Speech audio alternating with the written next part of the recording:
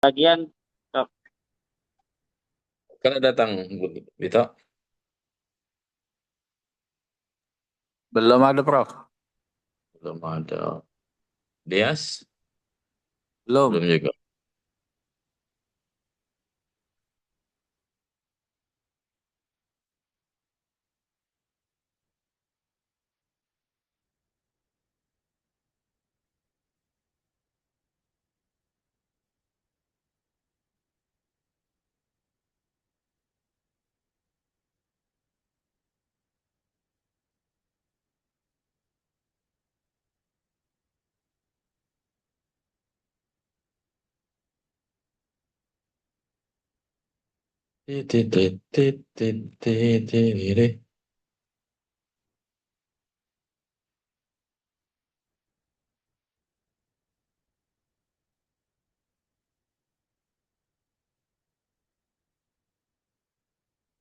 Ah, internet.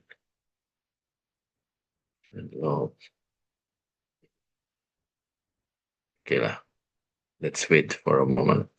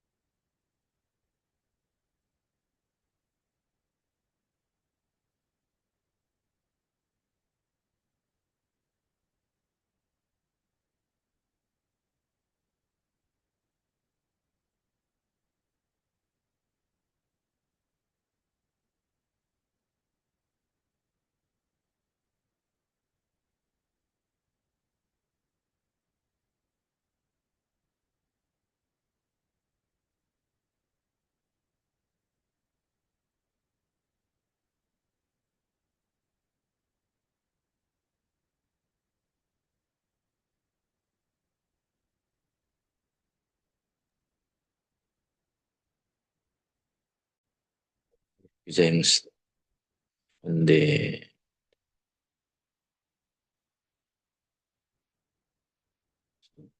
hindi,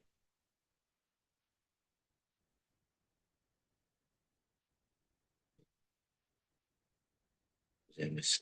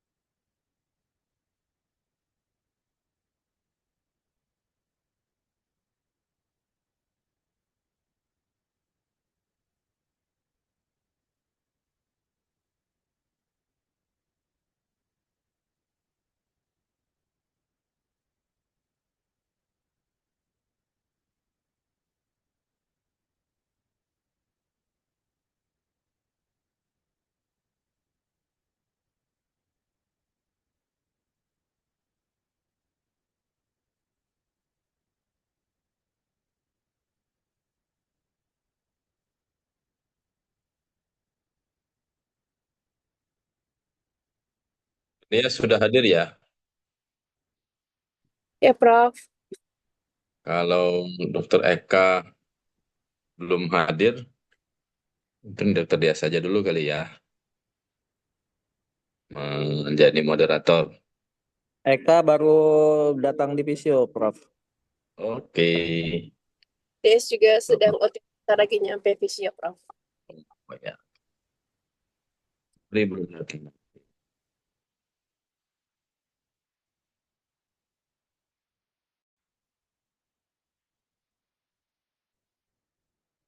James.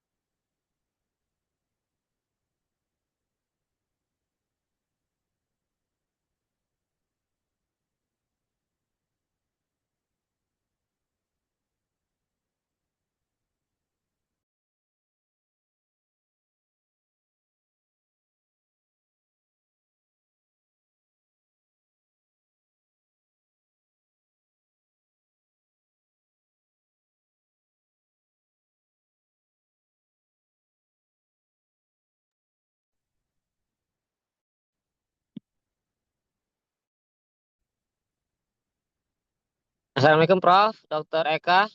Kemarin mahasiswa sudah tahu teknisnya, nanti dibagi breakout room.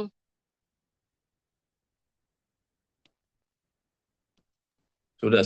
Kemarin sudah saya briefing sebentar. Oke, ya, ya, makasih Prof.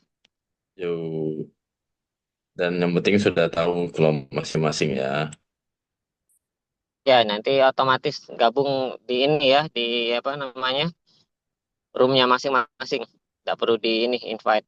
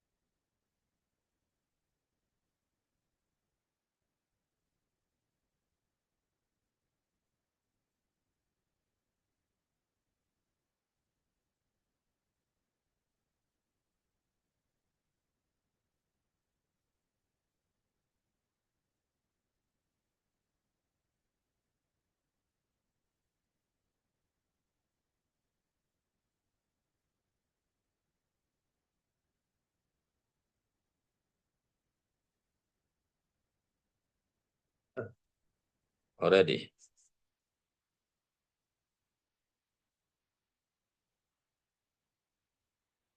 Halo, Prof. Nori. Still mute. Still mute. Okay. You hear me? Oh, no, Yes. yeah. Okay, we are here you now. Okay, good Okay. morning. Ohayo gozaimasu. Hi. So, Nori, yesterday, our student in Gunma told me that Yeah. They were very exciting to meet you. Right, right. Thank you very much. Yeah. I'm trying to Welcome. find the photo that you sent me. Oh, yeah, of course. Yeah. Yeah, it was so nice, yeah, to meet the Yeah. student from Sriwijaya yesterday. Yeah, I gave Yeah. a little lecture, yeah, Yeah. Yeah. about Yeah. diabetes. Yes. Oh, good one. Hmm. Okay. So, Prof. Nori, today, Dr. Eka will be the moderator, and of Okay. course, I will join the following session, and Okay. maybe I will try to introduce you first to our Okay. student. Okay. Okay. So this is the student of second, no, the third semester. Yeah. Okay. He already she had started to learn about the clinical session, but it is only the beginning.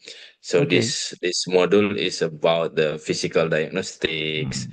and stress and adaptation. So I Mm. think for your topic today is very match, yeah, to talk Okay. about Yeah. holistic thing. So Okay. our student and ladies and gentlemen, I want to introduce our professor first.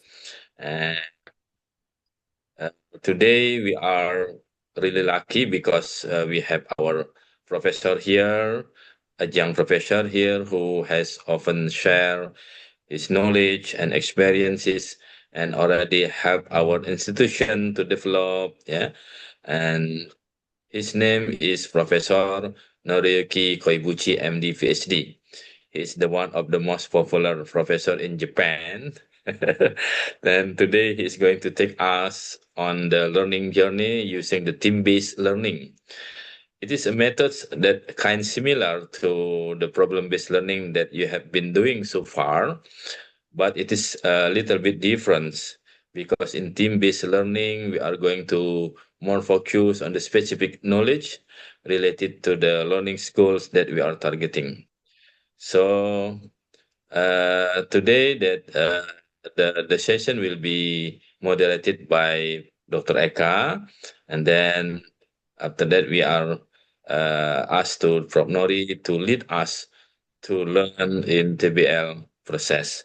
I think that's all for your introduction today. Thank you from Nori for your coming, and let's start with Dr. Eka. Okay. Okay. Right. Assalamualaikum warahmatullahi wabarakatuh. Good morning, everyone.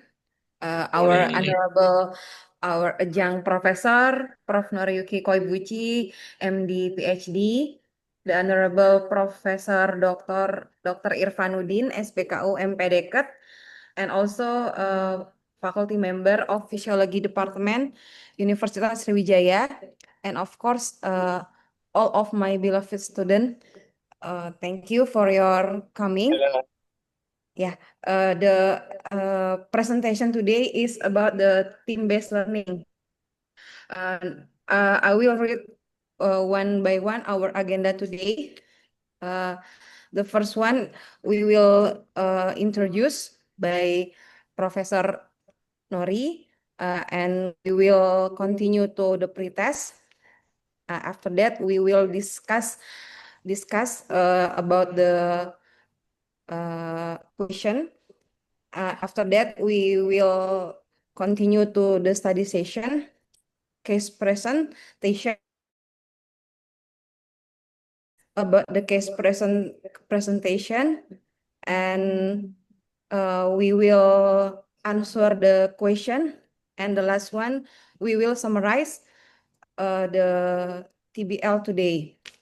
Okay, without further ado, I'd like to welcome our presenter, Professor Noriyuki Koibuchi, to start the presentation. Please, Okay. Nori. Okay. You hear me? Yes. Okay. So good morning, everyone. My name is Noriyuki Koibuchi, but please call me Nori. Okay, let's start. Let's get started.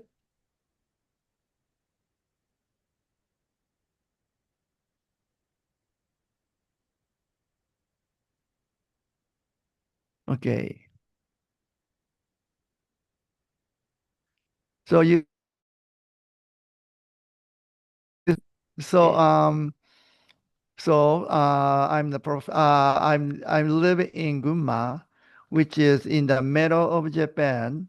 And many people call it Gunma is kind of very bottom of Japan because it's located in the just in the middle of the Honshu Island. So we have a lot of snow in winter, and actually it is very hot in summer. Until yesterday, the temperature was close to 40. And in winter, we have a lot of snow, and the temperature goes down to sometimes -10 or -5 or something like that. So we can enjoy the skiing at winter, and you can enjoy the very nice foliage in autumn. And also, we have the temporal glacier in the mountain, and this is me. And you can climb up the top of the mountain if you want to. And we still have an active volcano like your country. And Guma has a lot of active volcano, and you can see the smoke. Immediately after I climb up this mountain, the road was closed because the volcano became more active. We have hot spring like this, and this is one of the most popular hot spring area in Gunma and also in Japan. Many people visit this hot spring, and if you want to, you can bathe in. Of course, this is not here. This is too hot, so you have to go to the hotel. Then you can bathe in the hot spring if you wish, but you have to be naked in front of others, which is a little bit problematic. But once you get used to it, it's very nice. And of course, we have a lot of very beautiful flowers around. We have a lot of national lake, and you can enjoy a lot of beautiful flowers around the lake. And also, we have a lot of festival. This is bonfire festival. That we dance to welcome our ancestors' spirit. This is held in the middle of August. And this is our Starlight Festival, which is held in the July. Also, we have a samurai costume parade, and we have a very nice firework during the bonfire dance. And this is very huge and very beautiful. And we also have very strong relationship with Latin American country, and we have a lot of immigrants from Latin America. So we have a samba carnival as well. This is our typical festival. This is what we call Berry Bottom Dance Festival. As I told you, Gunma is located in the very bottom part of Honshu Island. So we have a very bottom festival in Gunma. We have a lot of local flavors. What's one of the most famous local flavor is grilled steamed bun, what we call yakimanju in Japanese. This is grilled bun based with soy sauce based uh, sauce, but this is very good, and I believe that your colleagues are enjoying right now this one. And we also have a lot of very good udon, or what they call noodle, and you can enjoy it. And also we can catch the eel in the river, and the barbecued eel is also a delicacy. And we keep a lot of beef, and you can enjoy the Joshu Wagyu beef. This is what they call sukiyaki. And also this is konnyaku. Probably this is very familiar with you because you have pempe, right? And this is almost same as pempe. This is kind of fish cake here, an egg, and this is the seed from some special tree. And this is also uh, the jelly made from special powder of the special root. But this is taste is slightly different, but the texture is very similar to pempe. So actually, even yesterday, I eat this. I ate this. Okay. So this is the Gunma University Graduate School of Medicine. This is located in the middle of Maebashi, which is the capital of Gunma. And actually, I met your student yesterday. in Gunma. I'm here and 10 students from Sriwijaya University is right now visiting to Gunma University and attend the summer seminar. So I went to see them yesterday. Professor Irfan Dora is here. Okay. So this is the Gunma University Graduate School of Medicine, which was our university was founded as the Midas Medical College in 1943, and then merged, then changed to the 6 years course in 48, and then merged with other faculty and become Gunma School of Medicine in 1949, and then it transformed to Graduate School of Medicine. Which means our university accredited as a research center university. Then 2017, our university also accredited by the Japan Accreditation Council of Medical Education. So our university is accredited both in terms of research and education. Am I speaking too fast? Everybody can understand? It's okay? If I speak too fast, then please let me know through the chat. Okay? Okay, this is our university. We have a 700-bed university hospital.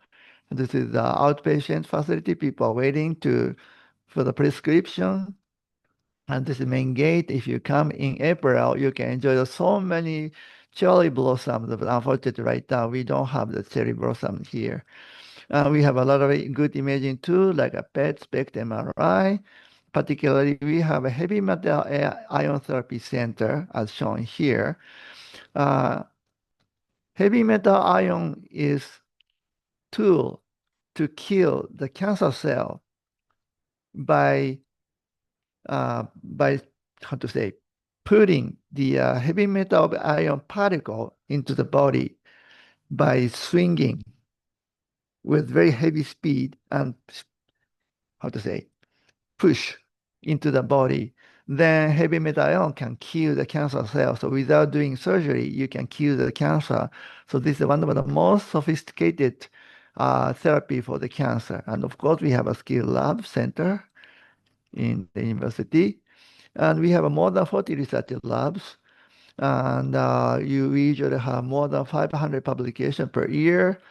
Nature, Science, Alliance, Lancet, Journal Biochemistry, Cancer Research, Blood, and Graduate, etc. And we already published several papers with three Vijaya University professors, like Professor Irfan. Okay, so I'd like to introduce myself.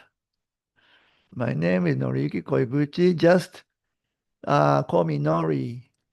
And I'm born in Maebashi, Gunma, and grown up in Hitachi, Ibaraki Prefecture.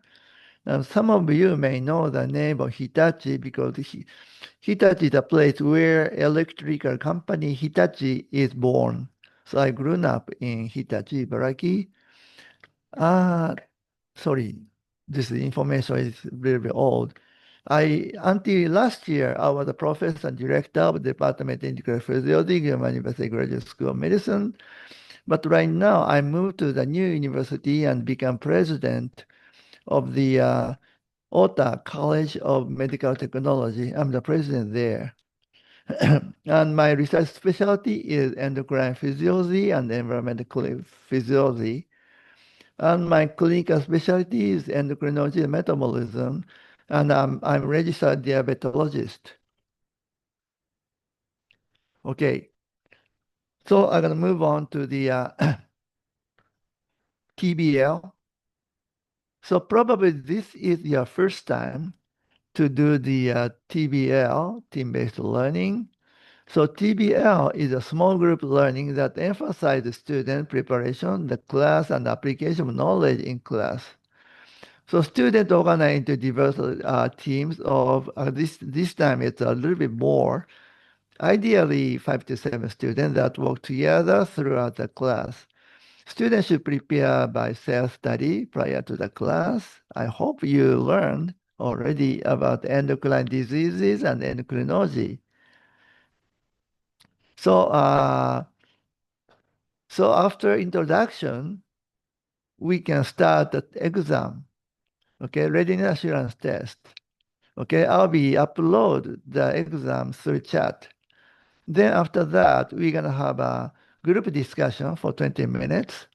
So during the discussion, please camera on and disclose your face to the members. And discuss and decide which do you think is correct in the question. Then select one representative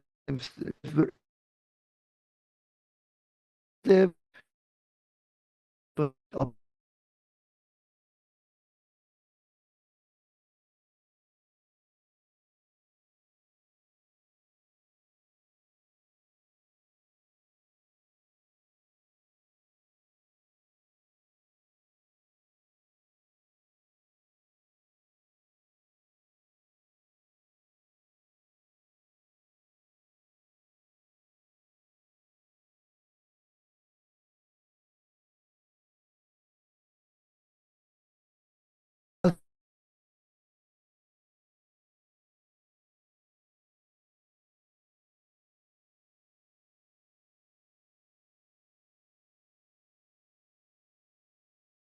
question.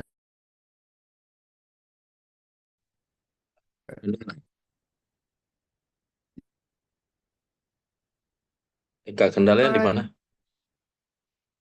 Prof Nori ya Kayaknya Prof kali. Nori. Kayaknya Prof Nori, Ya, Prof. ya, Prof Nori, your yang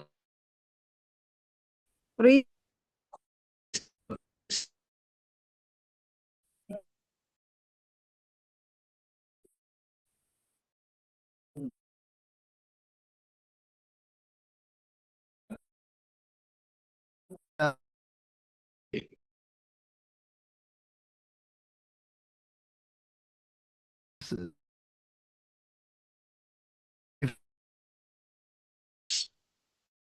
is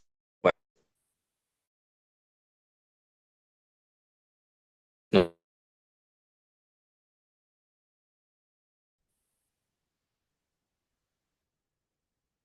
one.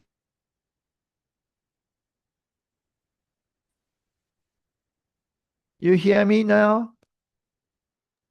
Yes, Yes, yes, Prof. Yes, yes, we Prof. can. Yes. Okay. So Something wrong for last 3 minutes. okay. So students, please camera off during my explanation. Otherwise, my voice may not be correct. Oke, jadi mati ke kamera semua.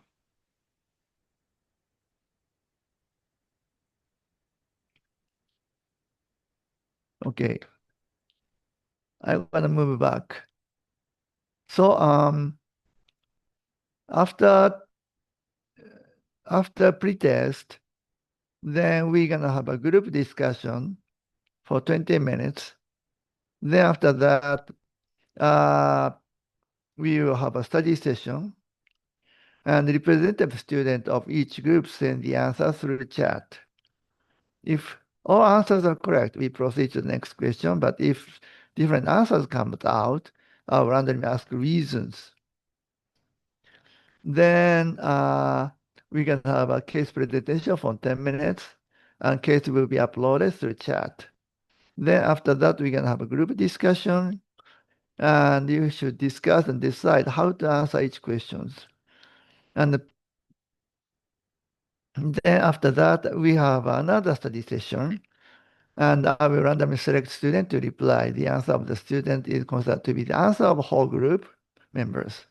Then we will have a brief summary and conclusion. Okay.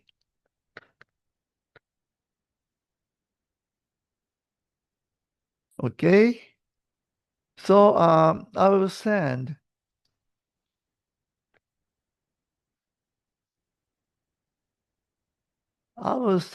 the question through the chat right now. So students, just a second.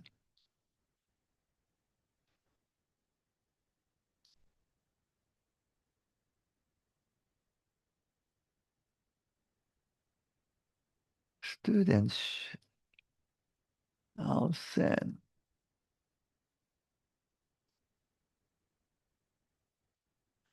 Okay, I sent question to students. So please download, then camera on, and answer the question in 10 minutes. Okay?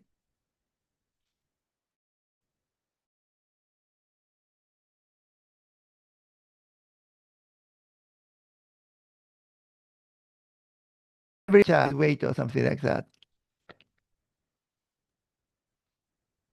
Everyone download it? Okay. Okay, I will give you 10 minutes from now on. Please answer all questions in 10 minutes. Okay? Ready? Start. Please come on.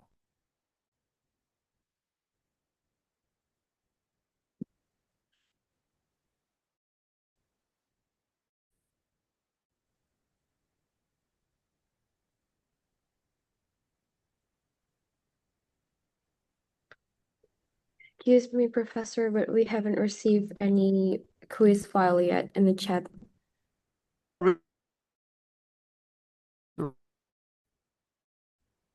Group chat. Something is wrong. I sent.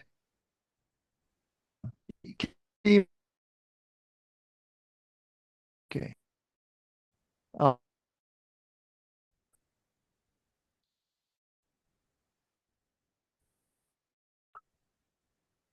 I don't know what's wrong.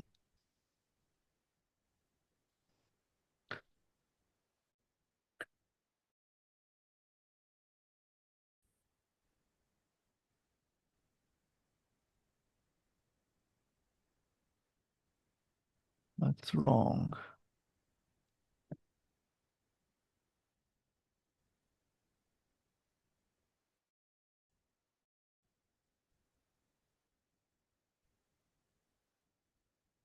How about this time? Yeah, Yeah. Prof. Yeah.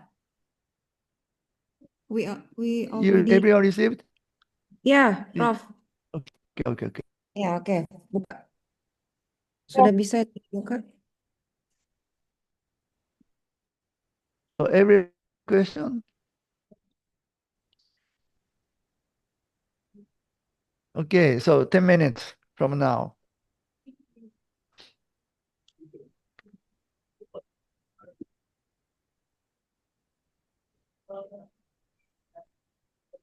Yeah. Don't discuss with your colleagues. Okay?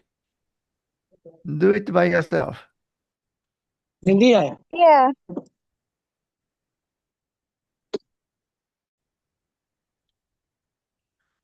Answer question in 10 minutes.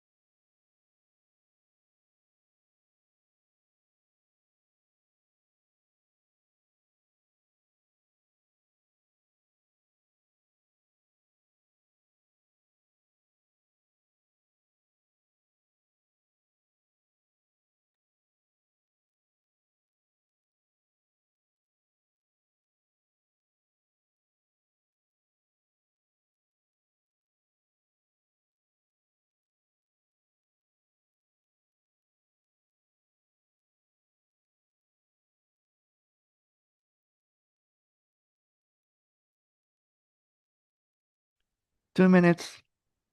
2 minutes left.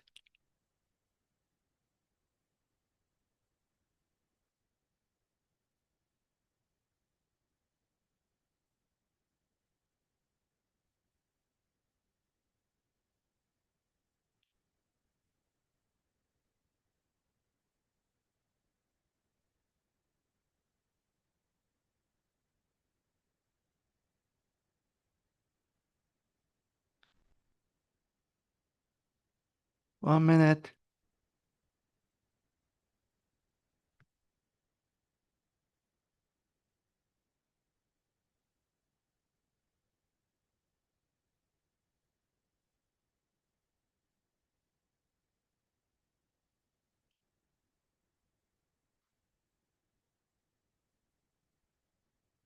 So you guys are ready?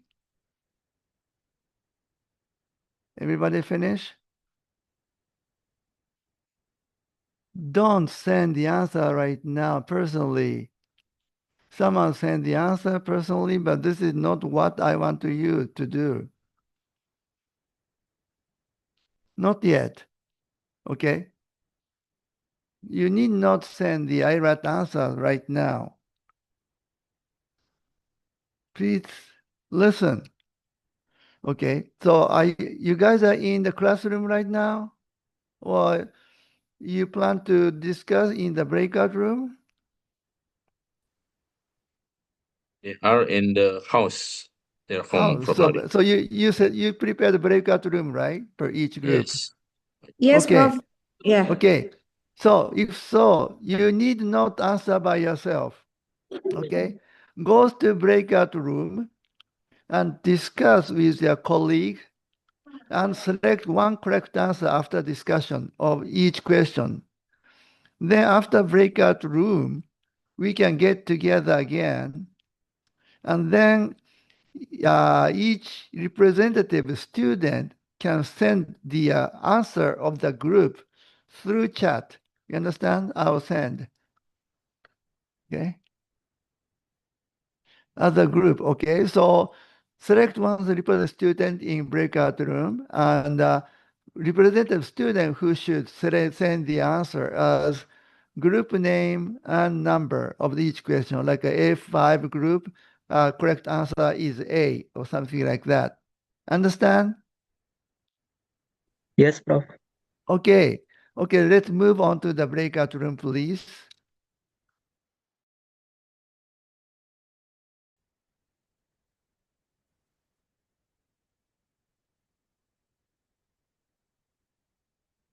I cannot see the breakout room, but I believe that you have prepared breakout room, I guess.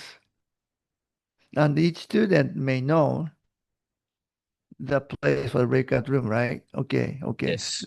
Okay, good. So you can see the Yeah, number is decreasing, so yeah, students start to go to the breakout room.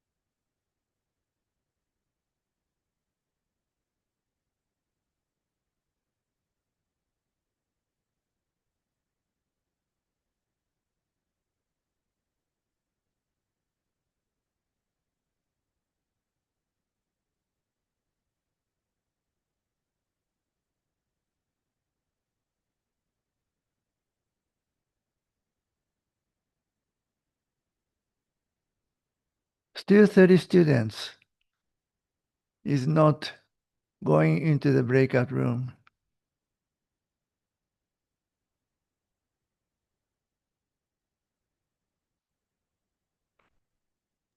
Queen Alwiyah, tahu nggak ini kelompoknya, Dek? Gustav Muhammad Arda. Ya, langsung join ke break room ya, Dek. Salwa, Dwina, Queen,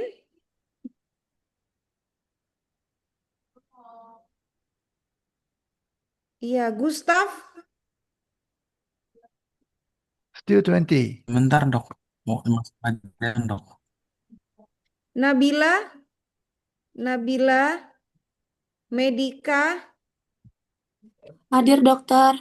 iya, pindah ya dek ke break room. Baik Queen, dokter. Queen Rasha, Izin dok, iya dok, lagi mau pindah dok. iya, mana lagi nih? Sakif, Abdan, Abdan Syakuro,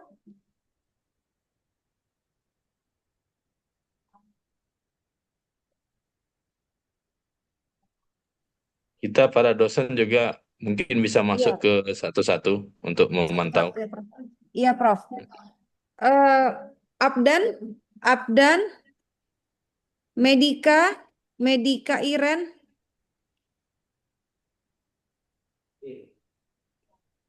Sakip Fatir, mana lagi habis ya? Kayaknya udah ya. Bimo tuh siapa Kak? Bimo, Bimo Suseno.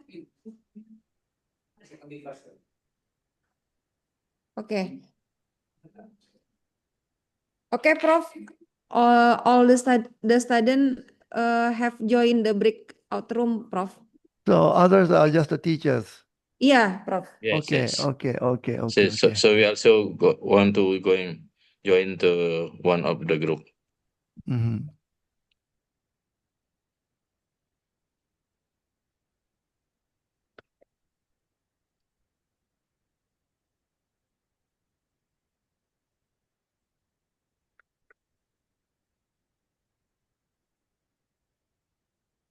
Mhm. Okay, it seems everybody enters.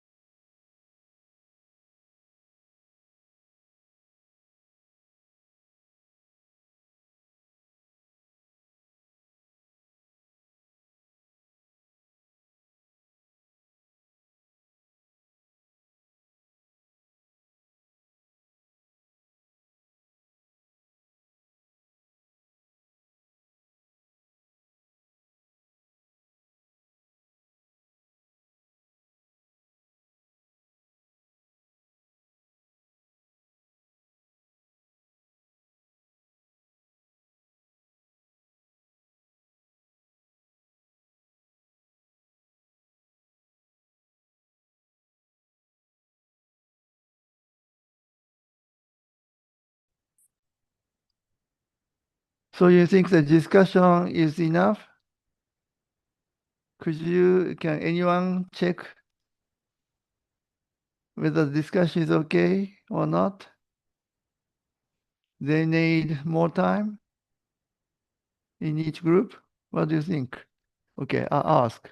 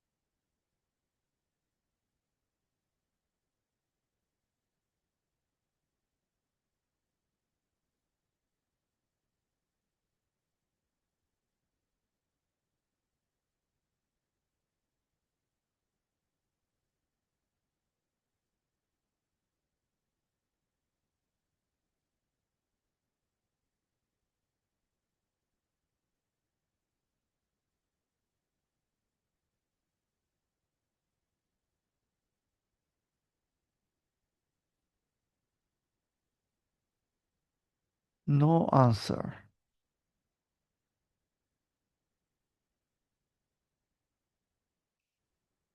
So, should be okay?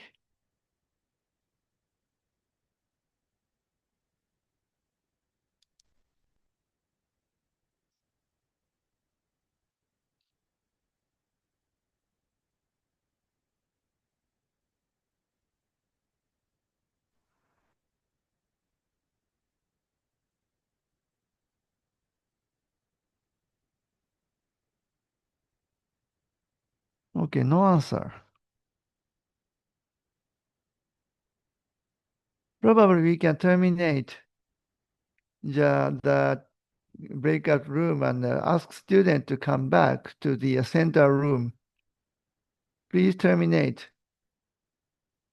the breakout room.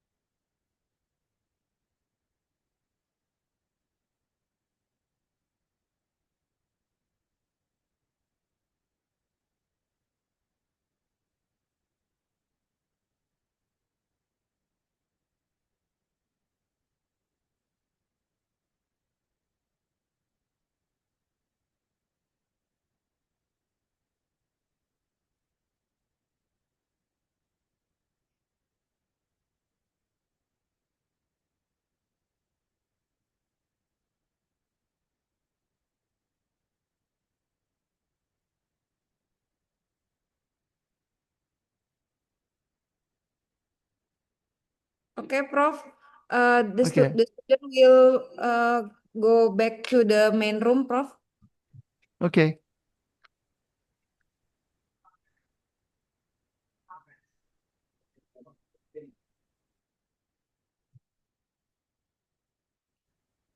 Okay.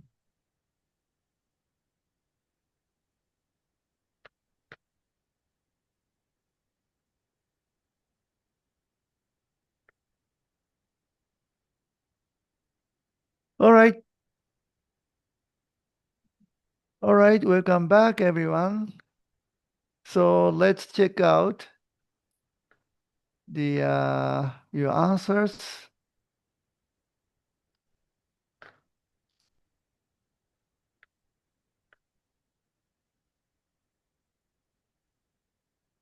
Okay, we can start from A. Oops.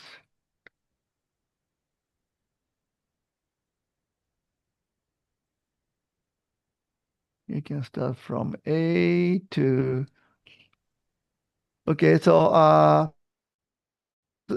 as mentioned, representative student of each group should send the answers to chat, such as if, for example, if a five group answer like a first write and the group name and correct answer. Okay. Okay, let's start. So which hormone receptor is mainly located in the cell nucleus? Okay, start. Okay. D.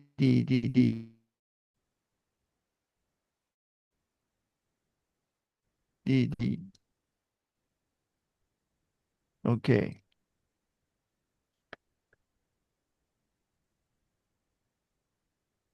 Okay.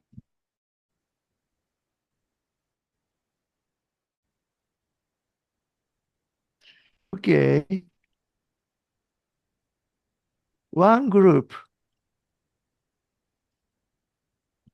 Oops.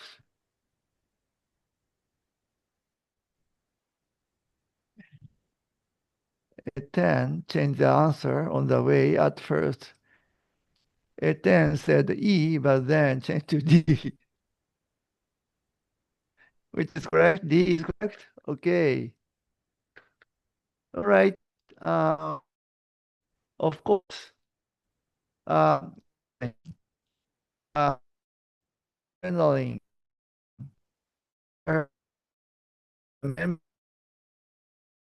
Which is testosterone hormone. Testosterone hormone receptor usually located in the testosterone. Other in the nucleus is progesterone, thyroid hormone, uh, corticoid, right? The receptor is the central. Okay. Now, which hormone is okay. Go ahead. Number two.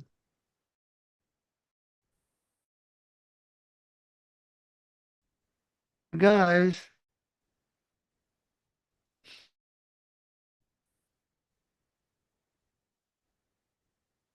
the these are still like this is a quite easy one. C. What about that?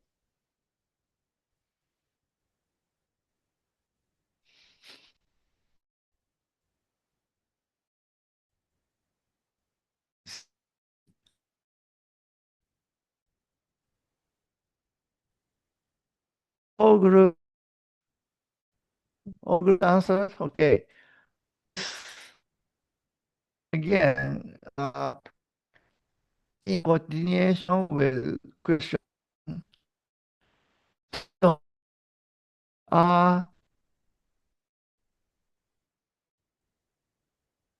really,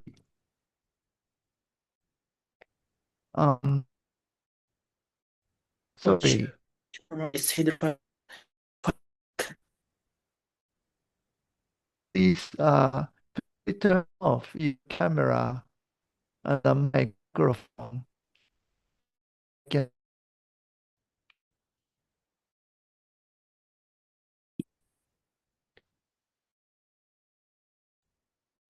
Sebentar mati tuh. Jadi ya. Nih, biar Okay. Yeah, let's make it.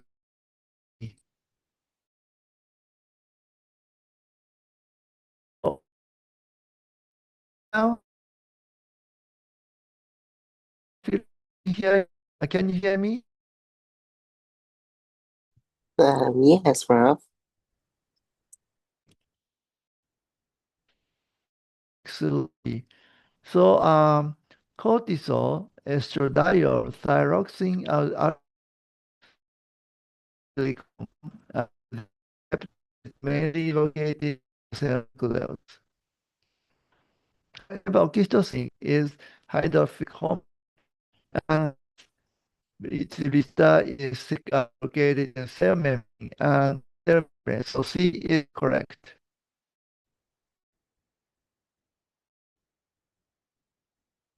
Okay. Number 3.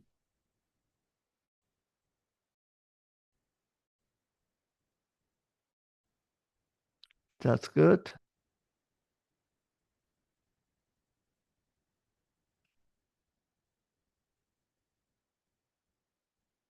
Oh, this here, very good. Okay. E.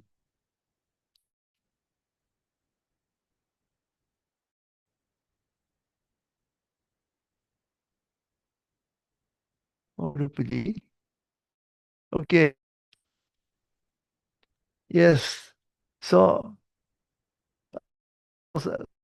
you have to think logically, right? Group take. Then oh, uh, ATP synthesis is increased. The increased ATP can block potassium channel. This potassium channel is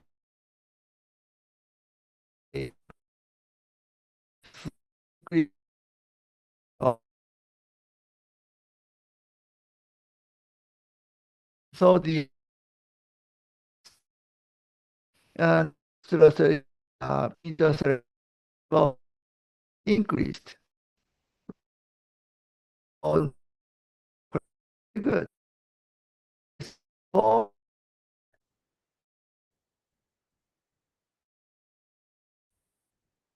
oh,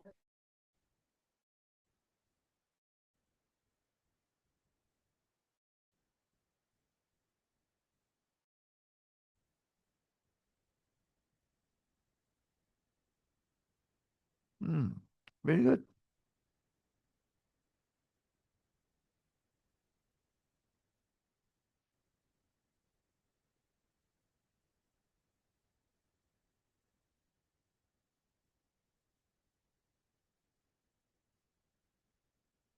Very good.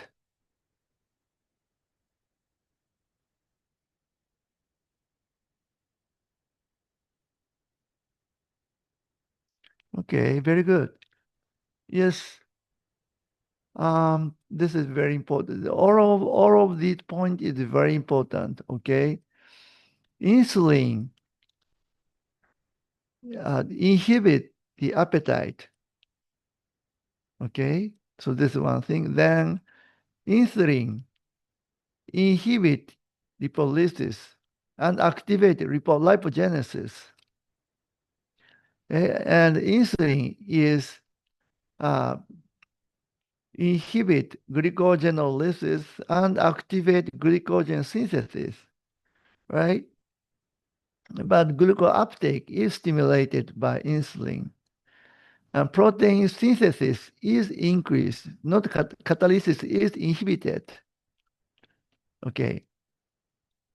Then number 5, go ahead. Okay, this is a really difficult one. Oh.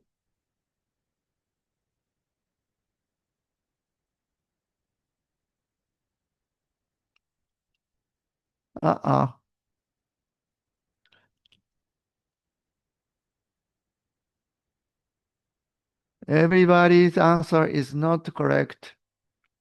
Our answer is not correct.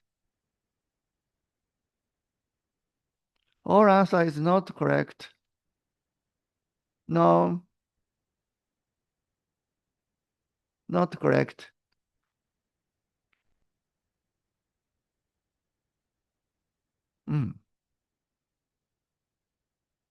Some answer is correct, but many groups' answer is not correct.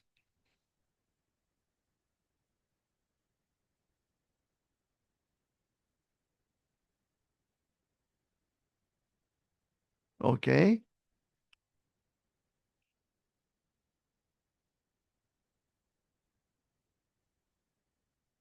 I'll ask some questions.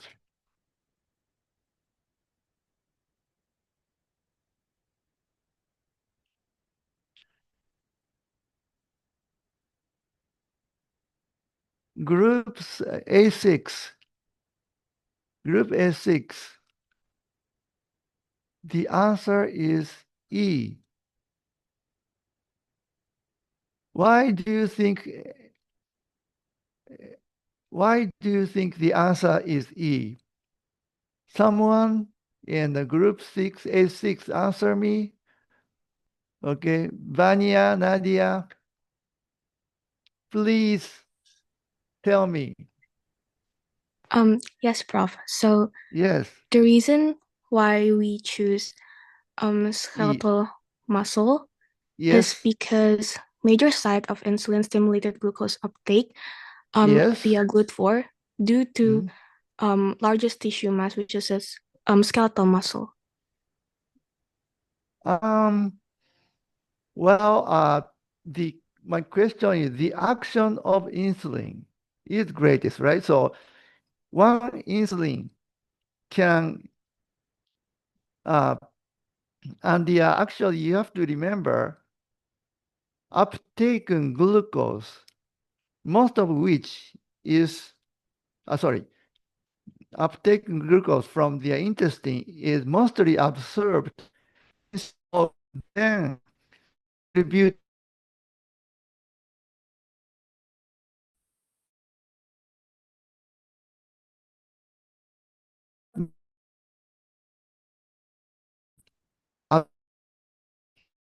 glucose.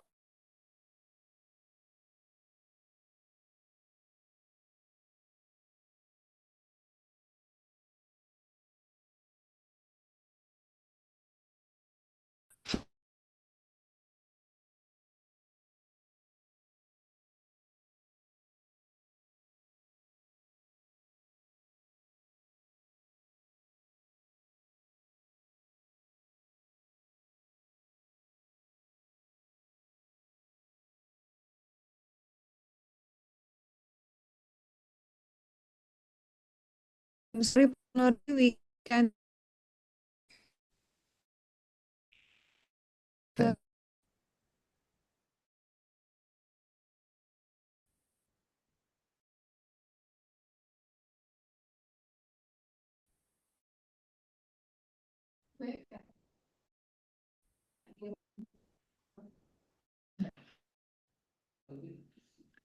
Tes? What?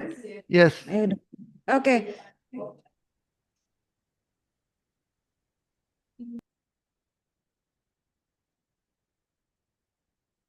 before answer me. Please, Dwifo. Yes. Yes.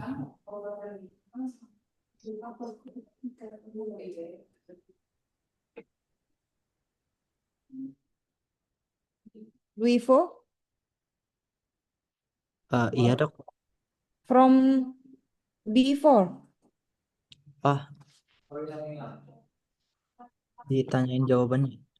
Iya, ditanya kenapa jawab B. Nanti jawab ya, Prof. Norinya kayaknya masih keluar. Jawab di mic ya dok. Iya, nanti ya. Oh nanti.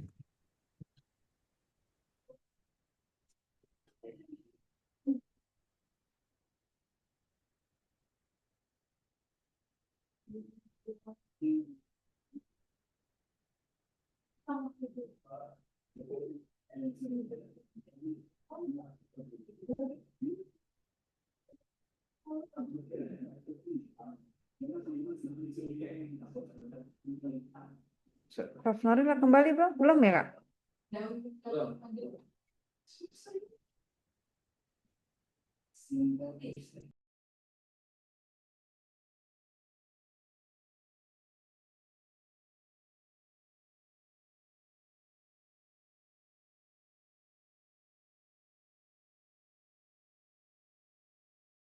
It disconnected a little bit. I don't know. Just a second.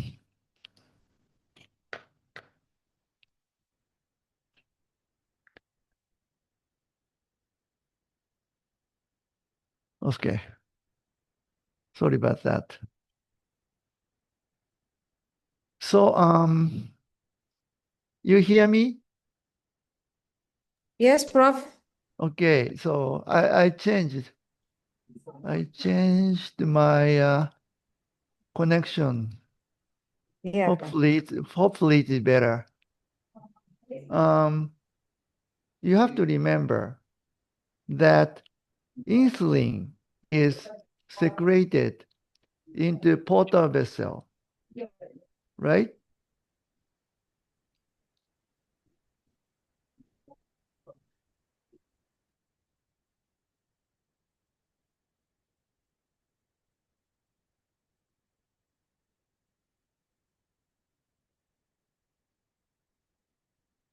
Right? So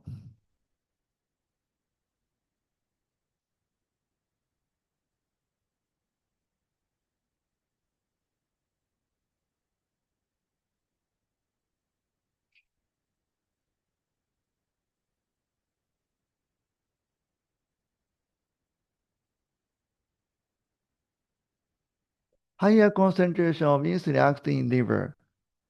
So the most glucose is uptaken.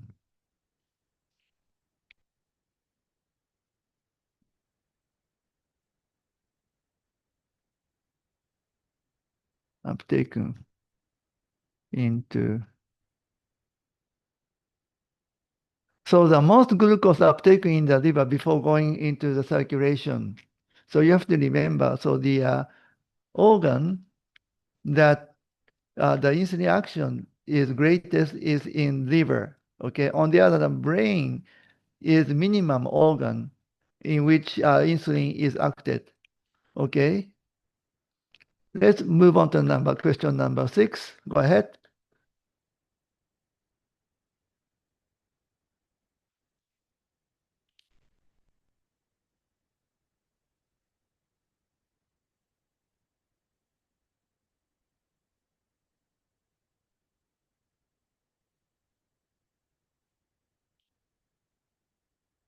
Okay, C.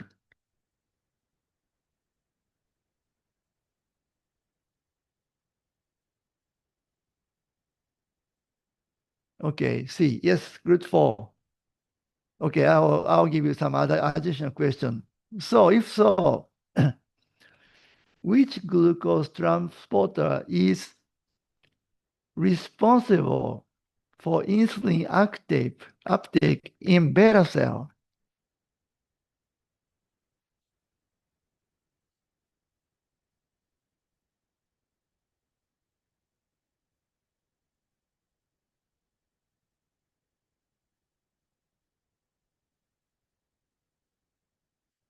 Yeah. Please ke Mas Abdullah Azhari, Prof. Yep. For the responsible glucose transporter that have influenced the insulin uptake is GLUT2. Yes, GLUT2. Yes. So you have to remember that GLUT2 is responsible or is active in both beta cell and liver. Okay. GLUT4 is not expressed in liver, but high level of GLUT2 is expressed in liver, which is responsible for the glucose uptake in liver. Then glucose is immediately synthesized into glycogen in liver. So there is a concentration gradient between outside of the liver cell and inside of a liver hepatocyte. So such kind of high gradient of glucose can allow glucose into the hepatocyte so rapidly. You understand what I'm talking about? You understand? Okay. Question number 7. Okay. Number 7, go ahead.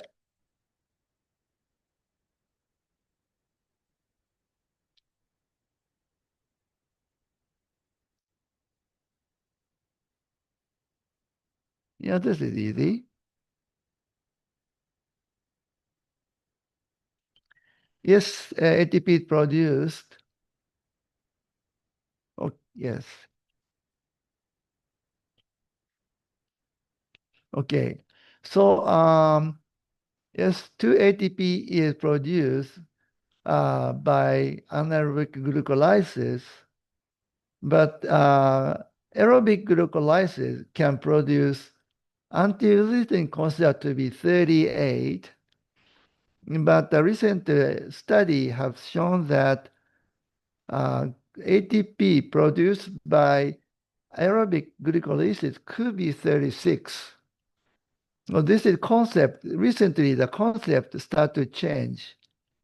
Okay, in many textbooks, still 38 is the number of ATP produced by the aerobic exercise, but recent additional study showed 36 could be the more correct. Okay. Which hormone does not elevate plasma glucose level? Go ahead. Question number 8.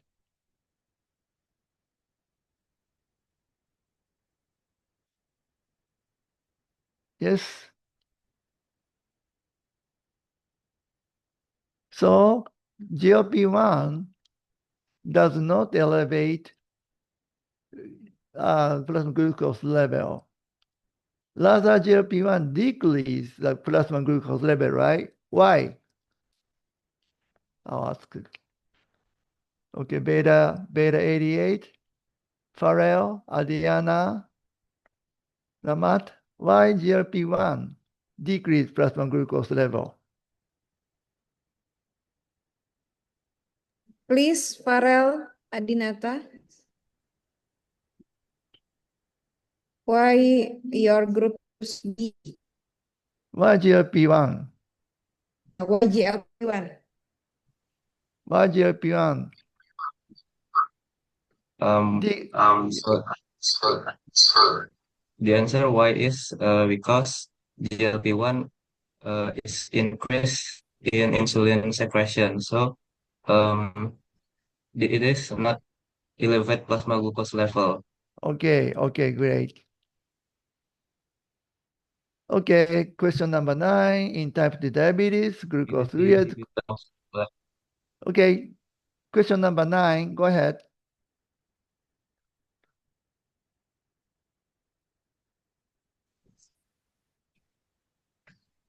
Yeah.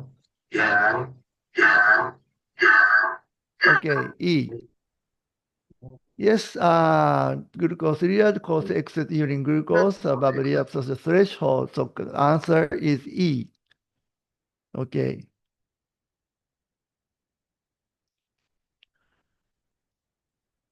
Others are not correct.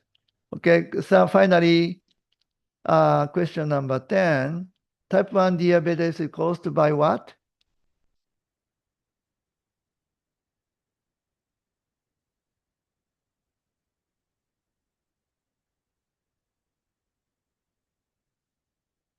Okay.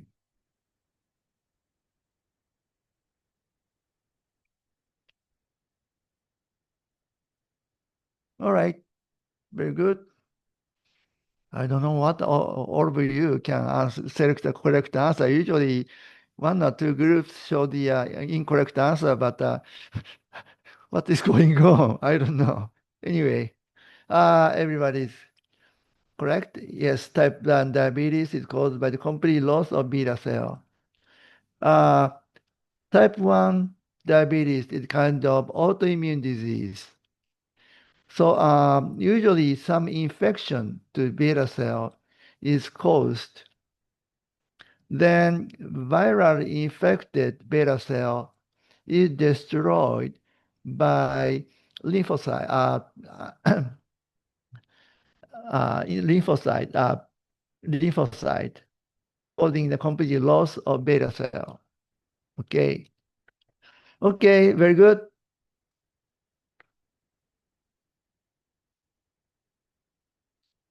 Okay, very good. Okay, I'll send you the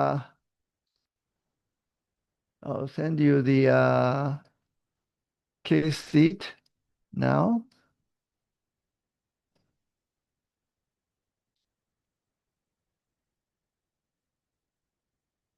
Just a second. Where is my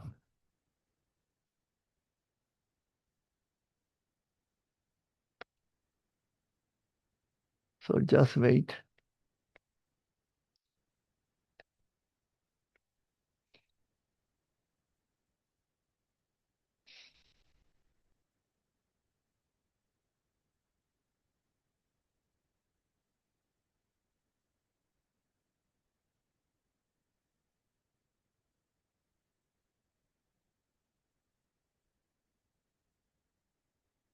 Okay, I send the case sheet, clinical case sheet now, so please download it.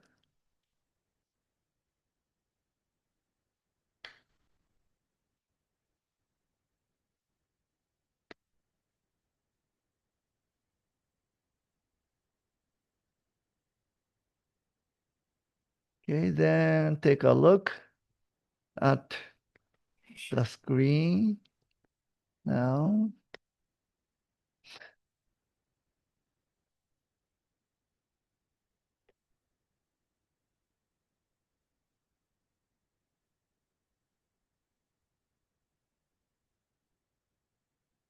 Okay, please take a look at the screen. So today's case is type 1 diabetes mellitus. It seems that everybody has prepared for it. So this is a case. A 15-year boy was recently diagnosed with type 1 diabetes mellitus. He was an excellent student and had many friends. Before diagnosis, he had worried about several symptoms that he experienced for 4 months. One day, at sleepover in his friend's house, the unimaginable happened. He wet his bed. Wow. It's really problem. Until this tragedy, he had not told his parents about symptoms he was having. He was constantly thirsty and was urinating every 30 to 40 minutes. Furthermore, despite a ferocious appetite, he seemed to be losing weight. His parents panicked because they knew that these were classic symptoms of diabetes mellitus, so they took him to see his pediatrician immediately. Okay, and this is a physical examination. Height, 169.5 centimeters. Weight, 45. Wow, very slim. So, so body weight was decreased by 4 kilograms in 2 months.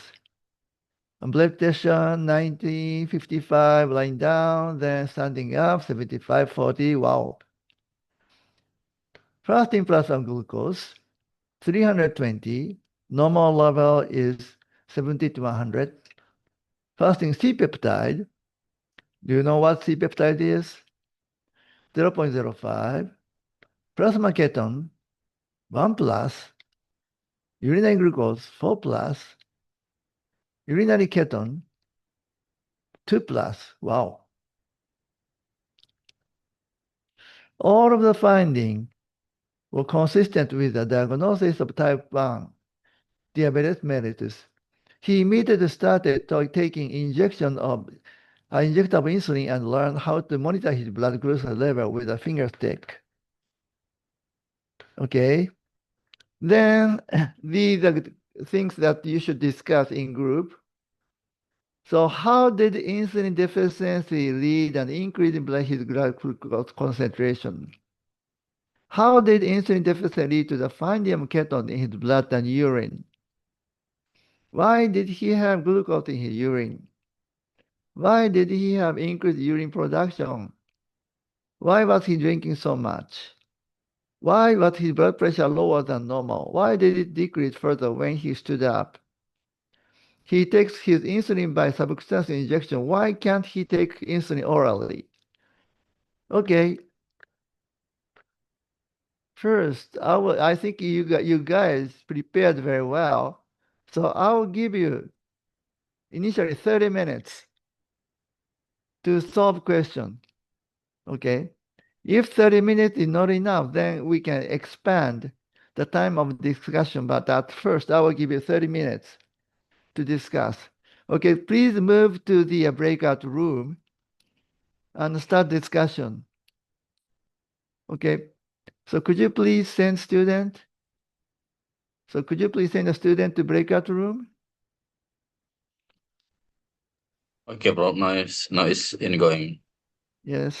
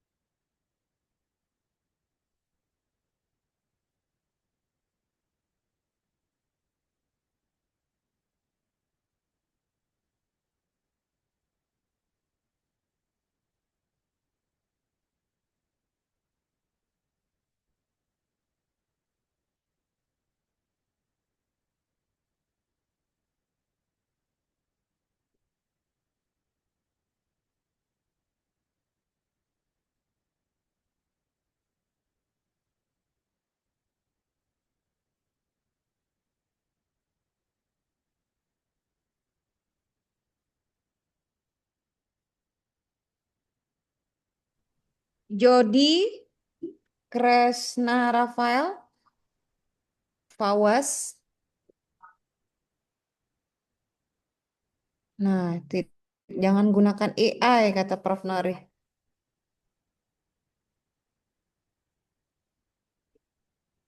Mm. Kresna, Kak, Kresna ini tarik ke Kak di break room mana Kak?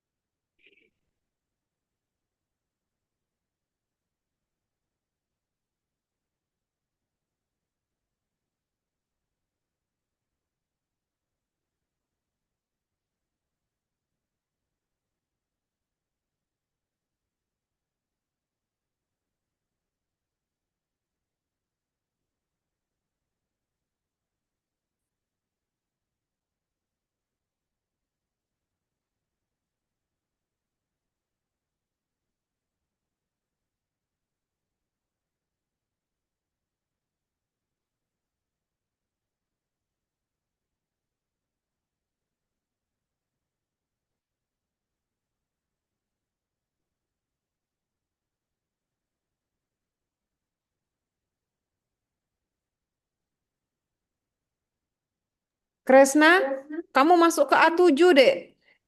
Sudah masuk deh. Reniza kan?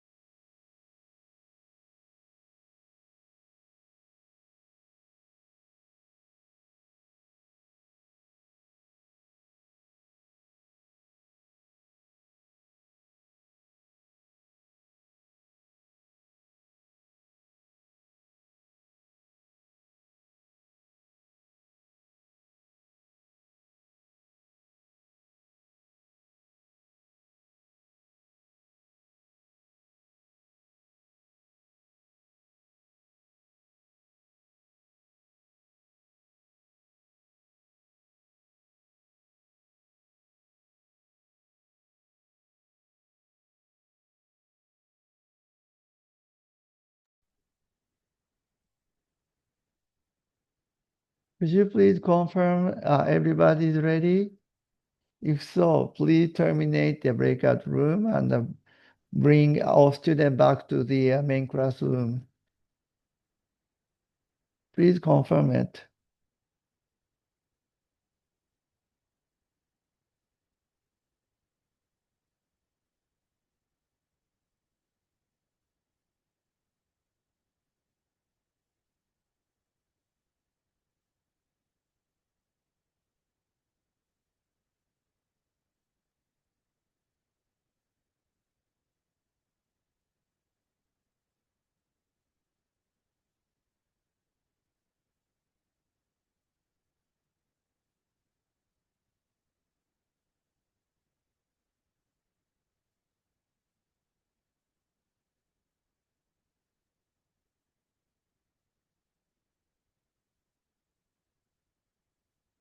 Okay.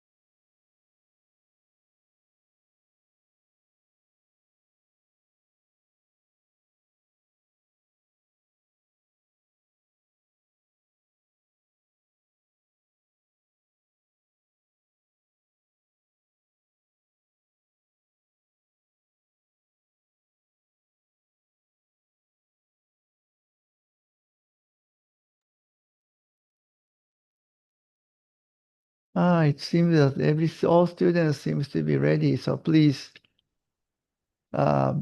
terminate the breakout room and bring student to the main room. Ya. Oke, Profesor. Okay.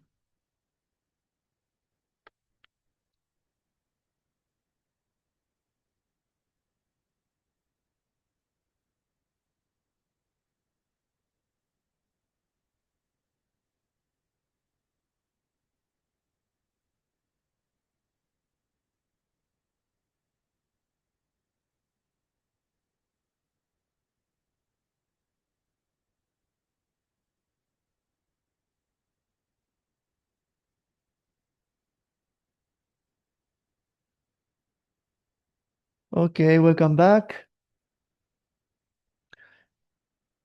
One thing I would like to warn you, okay? It is you, not ChatGPT, who is facing patient, okay? Even if the diagnosis could be the same, but each patient has different complaint, different problem, okay? So you have to watch each patient, put all information that you had to make diagnosis and make treatment, okay?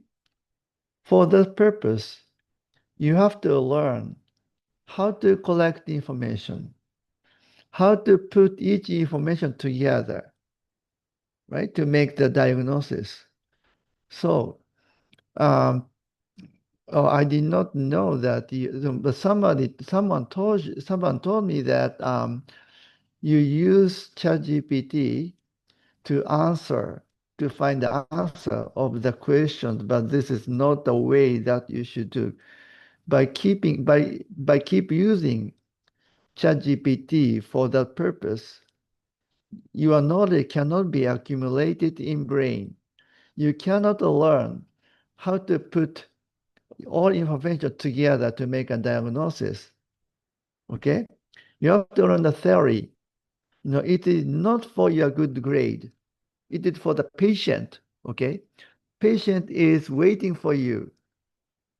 So for this regard, please do not use ChatGPT to answer questions. Okay? Making good grade is not your final goal. Please. Okay? Okay. So let's move on. Let's move on to the questions.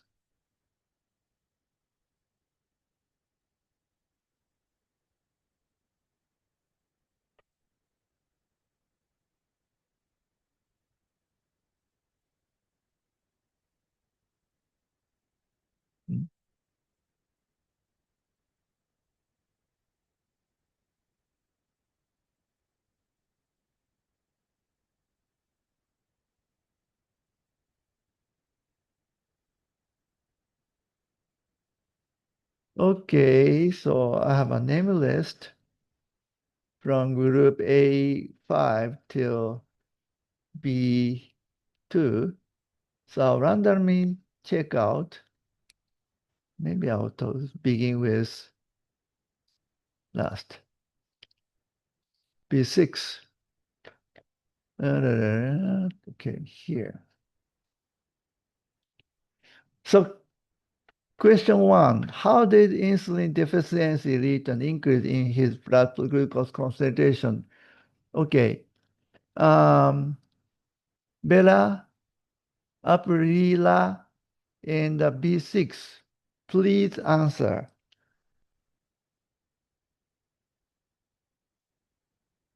Unmute your mic and answer me.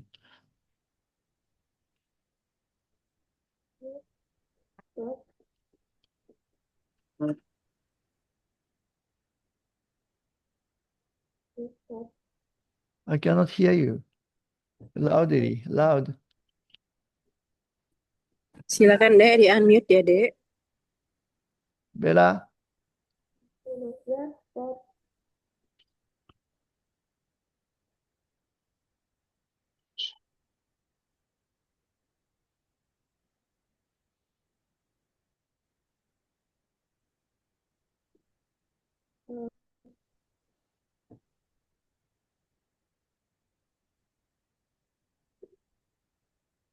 How did the insulin deficit lead to increased glucose concentration? What is the mechanism?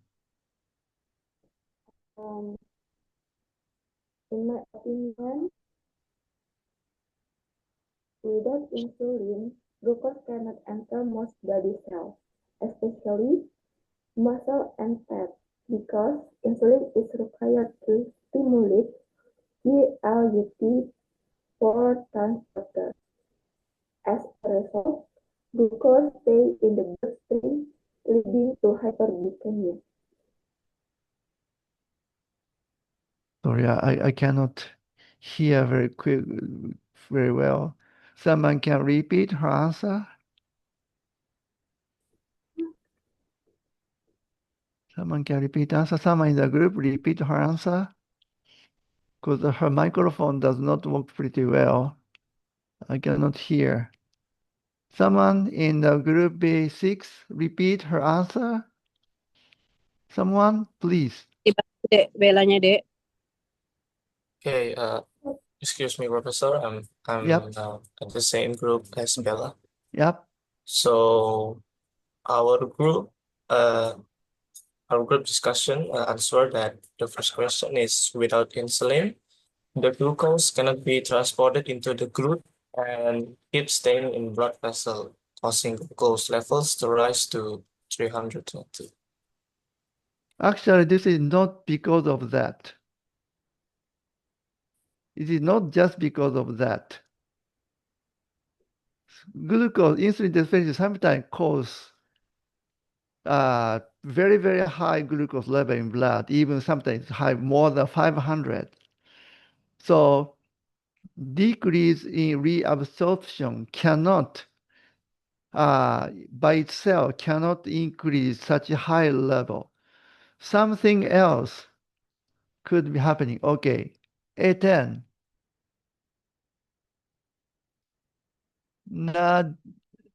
Nadia sorry, Putri. Nadia, can you answer? Do you have any additional answer? Number one, yes, Prof. Yes, number one. The first group, B6 group, answered, but this is not sufficient.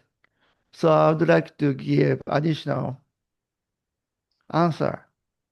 So our group answer is Yes. because the insulin usually suppresses gluconeogenesis and glycogenolysis within the liver. Without it, it won't be able to suppress it, which will cause the liver to act as if the body is starving and keep on pumping large amount of glucose into the bloodstream. If there Okay. were a decrease in insulin, the glucose within the blood cells won't be able to enter the cells and ended up clogging within the bloodstream, which can cause hyperglycemia. Okay, good. Yes. You said glucolysis, right? Sorry. So usually glucose is stored in which organ and how glucose is produced? Can you tell me? Glucose is mainly stored in which organ? And what is the substance with which glucose is stored? Can you tell me? No? In the liver, Prof. Yes, liver. And which substance is responsible to produce glucose? How glucose is stored in liver?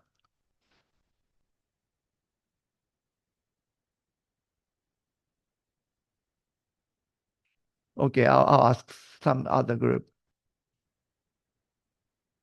Okay, before.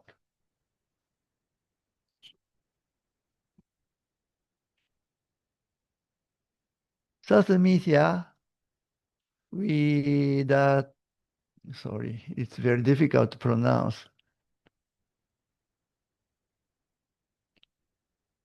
Sasamithia, how glucose is stored in liver? What is the substance responsible for glucose storage? Can you tell me?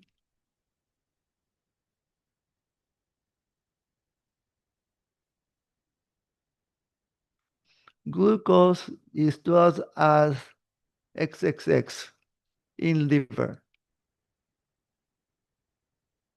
Excuse Okay. me, Prof. Can you Yes. repeat?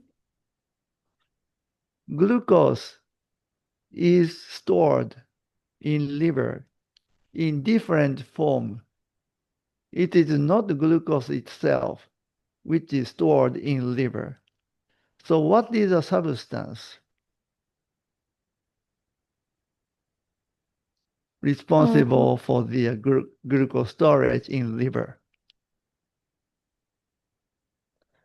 Um, Glucose is stored in the Stored liver as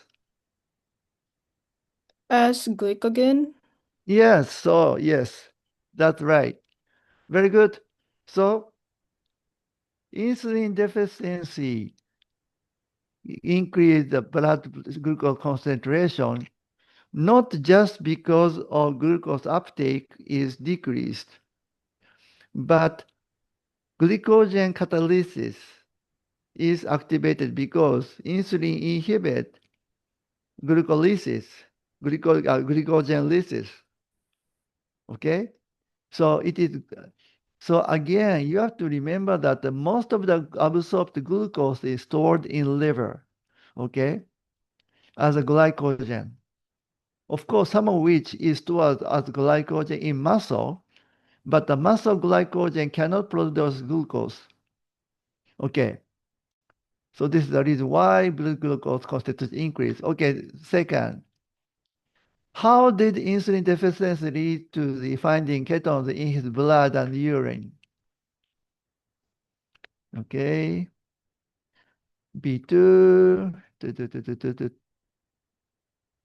Okay.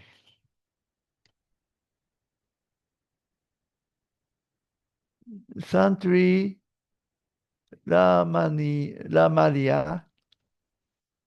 Question number 2. Could you tell me?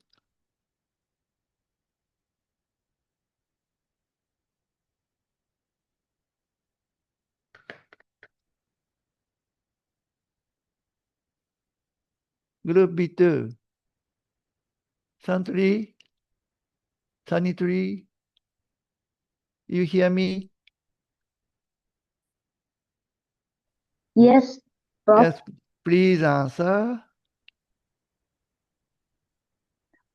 Uh,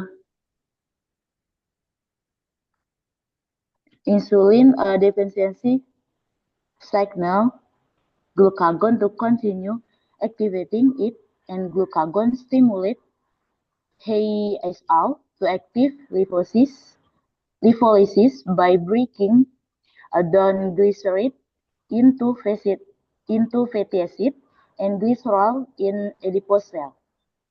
Fatty acids are processed by the liver into acetyl-CoA, but cannot enter the TCI cycle because of the oxaloacetate. Because acetyl-CoA uh, accumulate, the liver switches to the ketone body formation pathway in the mitochondria of hepatocyte. So it enter the ketogenesis pathway, and ketone bodies are formed ketonemia. If it exceeds the renal reabsorption threshold, which is in the case around the ketone bodies follow the high concentration in the urine. Okay, very good. Mitochondria. Yes, so again, insulin inhibit catalysis of triglyceride, right? So without insulin, this transformed glycerol and fatty acid, which produce acetyl-CoA through beta oxidation. Then acetyl-CoA can bind with oxaloacetate and to enter into the TCA cycle. However, of course, acetyl-CoA level is much higher than oxaloacetate. So excess acetyl-CoA can transform to be a ketone body, right? The high level of ketone body is secreted into urine, and the urine ketone body increase, and the ketone body in blood is also increased. But okay, very good. Okay, why did he have glucose in his urine? Okay. A9 here. Dia, Fitria, Dia, Fitria. Question number 3. Go ahead. Okay, Yes. Prof. Yes, so from our group discussion, Yes. We conclude that because the kidney normally filters the glucose and reabsorbs it into the blood. But however, if the blood glucose level is too high, um, or it exceeds the renal threshold of about 180, the kidney will be unable to reabsorb all of the glucose. And so therefore the glucose will be excreted in the urine, causing glucosuria. Okay, very good. Yes. So this is a panel that you have to remember, right? So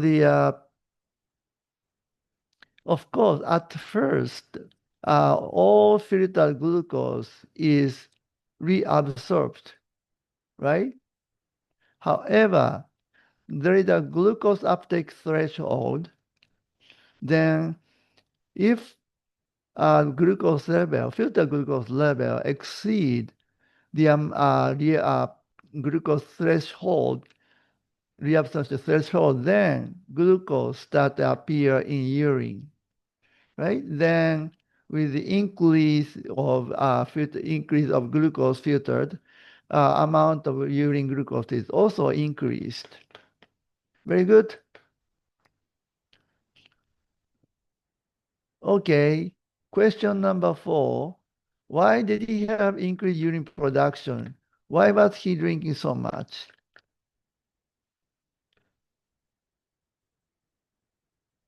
B5.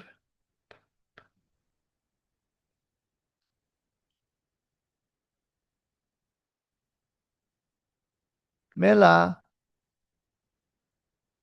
Melina. Question number 4. Mela, you hear me?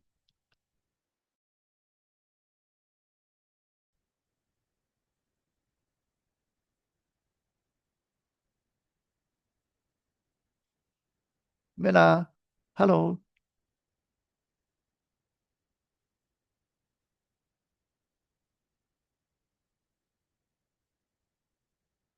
Mela, you hear me? Yes, Prof. Yes, please answer question number 4.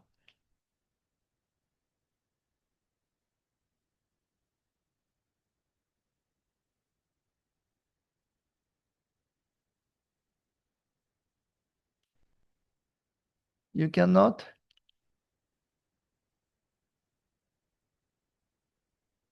Wait, Prof.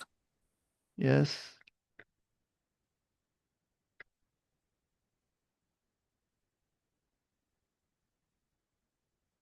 Question number 4. Don't use ChatGPT.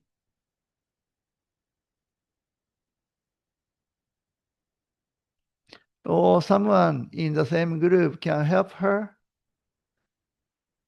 Can someone in the group five? Okay. Okay. Hold on. So the question is number 4. Oh, number 4. Okay, great. Why did he have increased urine production and why was he drinking so much? Yes. Oh, Mela mau bantu kah?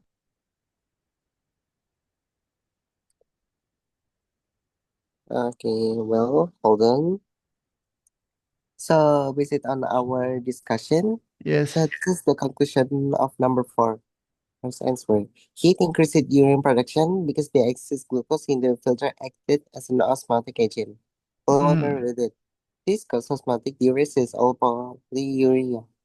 The loss of large volumes of water then made him dehydrated, which stimulated the thirst center in the hypothalamus. So he drank excessively. That's polydipsia. Okay, very good. Yes, that's correct. Yes, I could not find whiteboard. I cannot find my, here you go. Okay.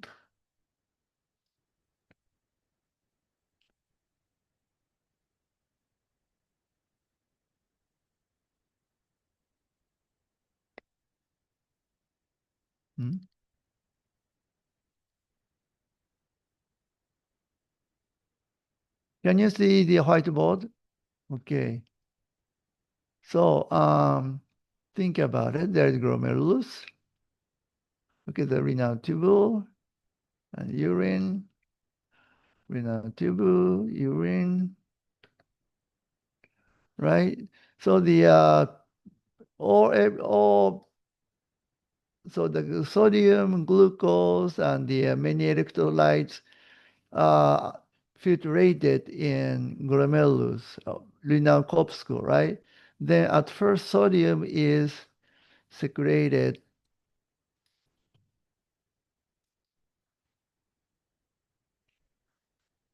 then causing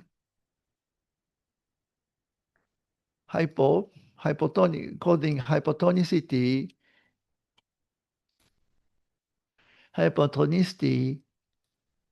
in the renal tubule, then water is passively reabsorbed.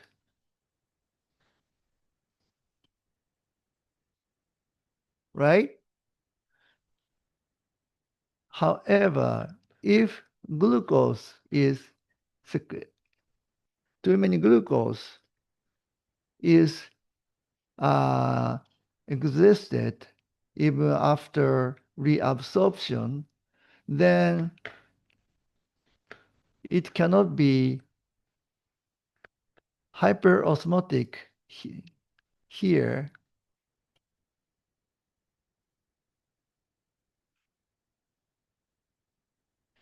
Then causing decrease in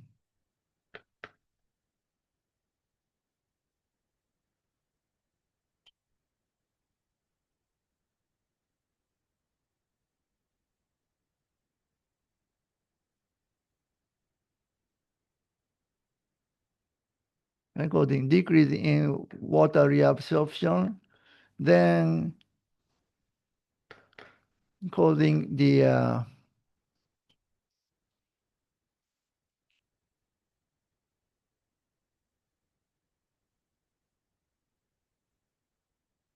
causing hyperurination, right? So this is the mechanism.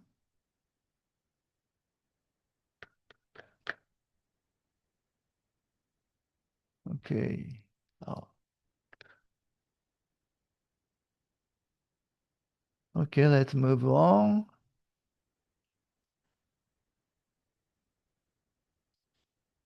Wait.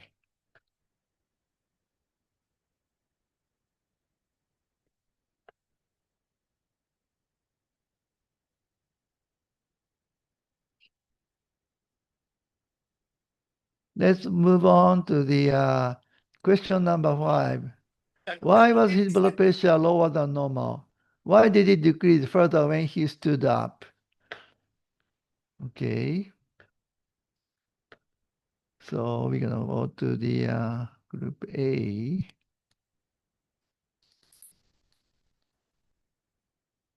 A1.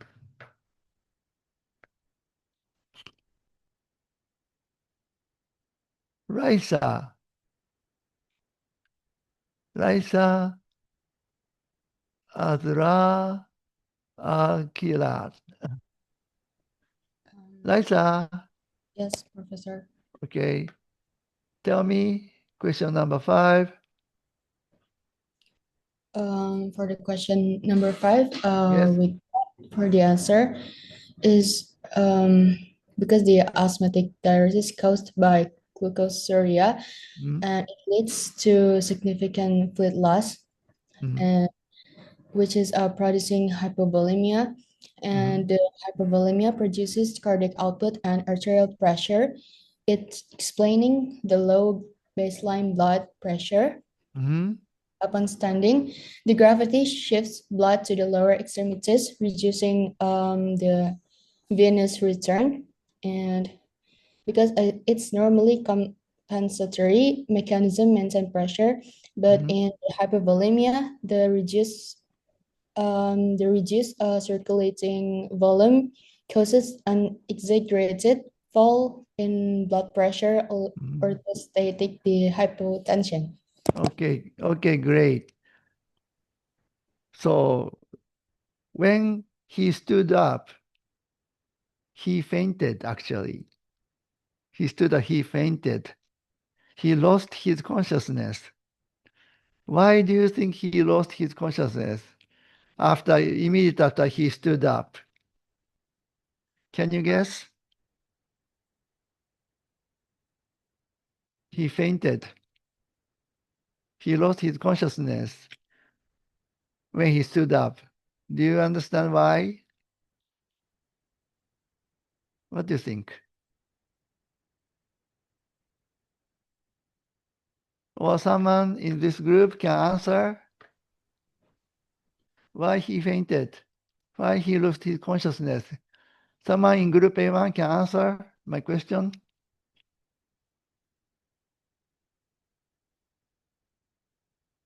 Silakan Dek, dibantu Dek.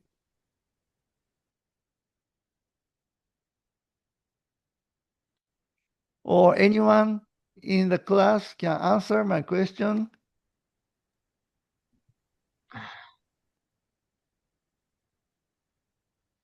Anyone can answer the question? Yes, please. Melvin, go ahead. Excuse me, Prof. Correct me if I'm wrong, but I think it's because the inadequate blood supply to the brain because of the hypertension, so it caused the person to faint. Yeah. Yes. Yes. So bloodstream into brain decrease. So the oxygen supply in the brain is decreased, right? So such kind of reduced oxygen supply can cause the fainting. You're correct. Nice. Very good. Nice try. Okay. Finally, question number 6. He takes his insulin by subcutaneous. Why can't he take insulin orally? Okay.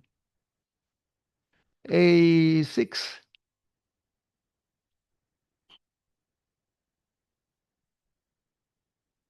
Vania. Nadia. Vania. Could you tell me?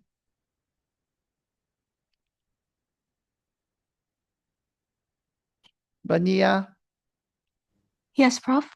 Yes. Question number 6.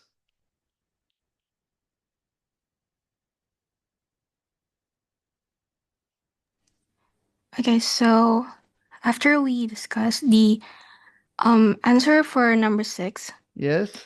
is insulin can't be taken orally because it's a protein. If swallowed, it gets broken down by stomach acid and the digestive enzymes, just like the protein in our food.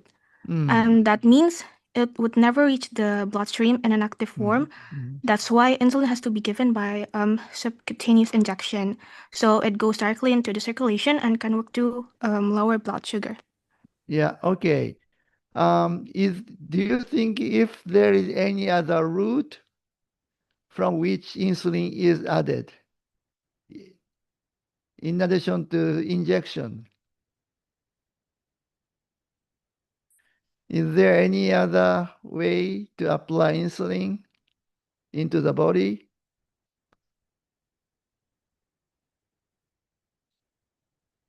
Anyone can group A6 can answer? Of course, you cannot take insulin orally because it will be broken down in the stomach and intestine. But someone said, no, no, no, I don't want to take insulin. I don't want to get insulin injection. So in such case, is there any route that you can apply?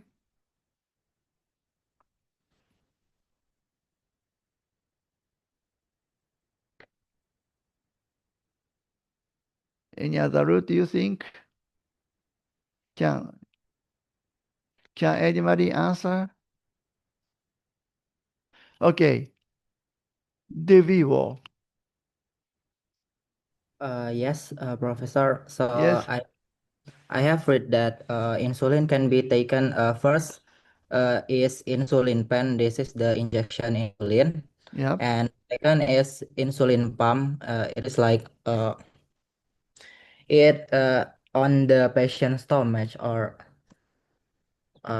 maybe I'm wrong, but Well, insulin pump using like a tap. And I've heard that there is a development of oral insulin actually, but they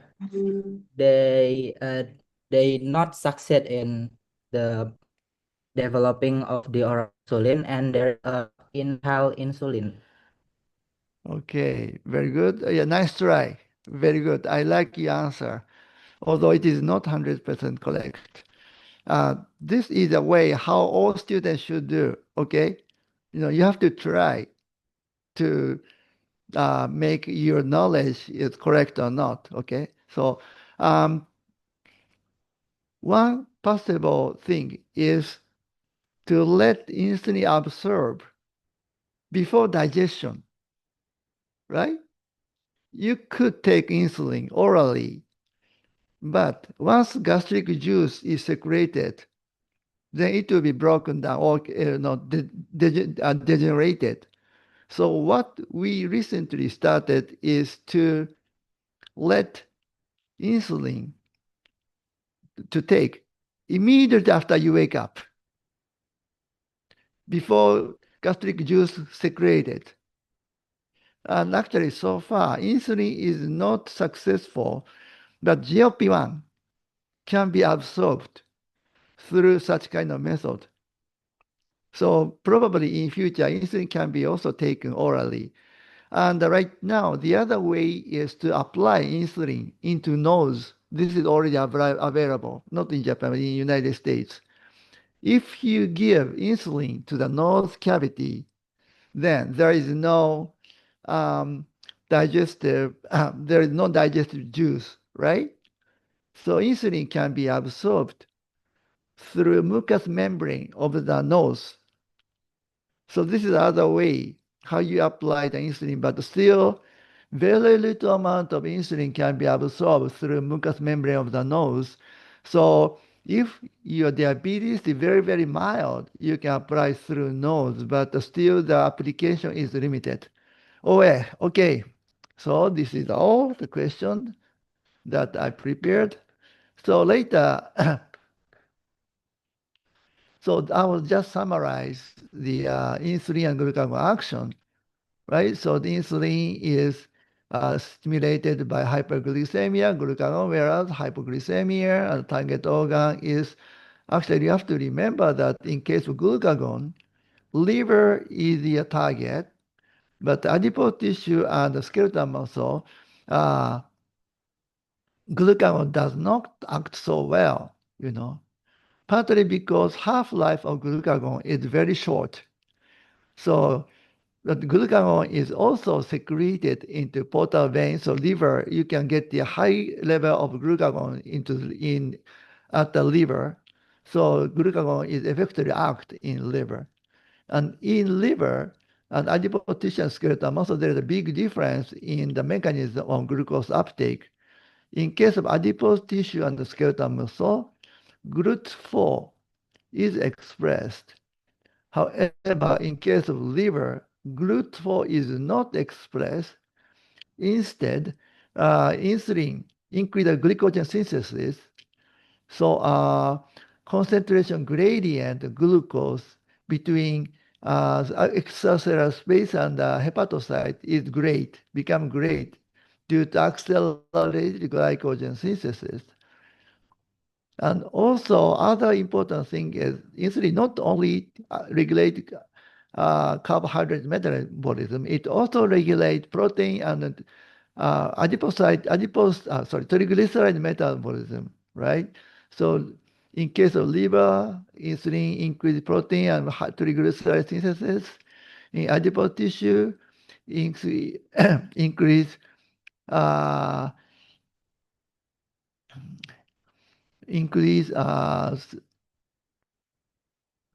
suppress the lipolysis.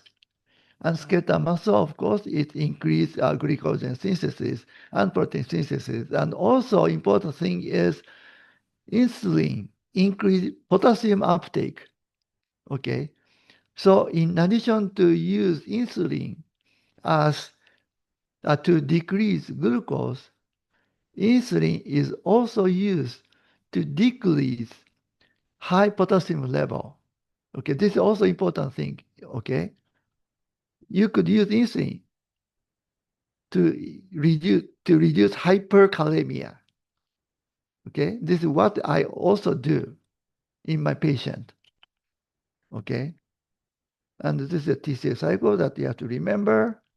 And I believe that there are several important points that you have to remember. Is glucose can be glycogen by insulin, and glycogen can catalyze to glucose only in liver. Okay, glycogen cannot become the glucose in other organs such as skeletal muscle.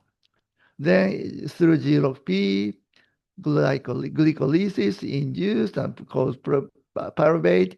Then pyruvate may cause lactic acid if the oxygen is not sufficient, causing metabolic acidosis. You understand? Right? But if the oxygen is sufficient, then pyruvate changes acetyl-CoA and goes into TCA cycle, causing a large number of ATP and 36 ATP. But recently, it turns out maybe not 36, 34 ATP could be induced depending on the textbook. Sometimes it's written like 36, sometimes it is written 34. So it may not be the 36. But so far, please remember that 36 ATP is produced. And the ketone is produced if triglyceride breakdown is accelerated by the deficiency of insulin, right? Then high blood sugar, high urine filtered glucose can cause glucosuria because there is an reabsorption threshold. Okay.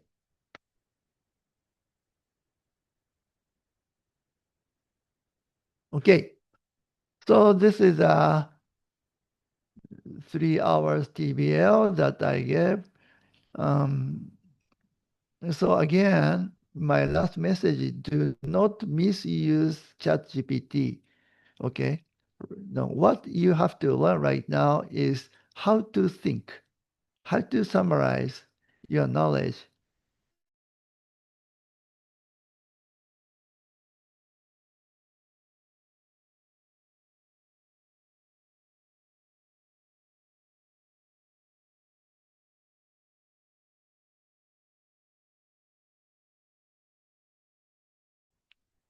Any more questions or comment? You could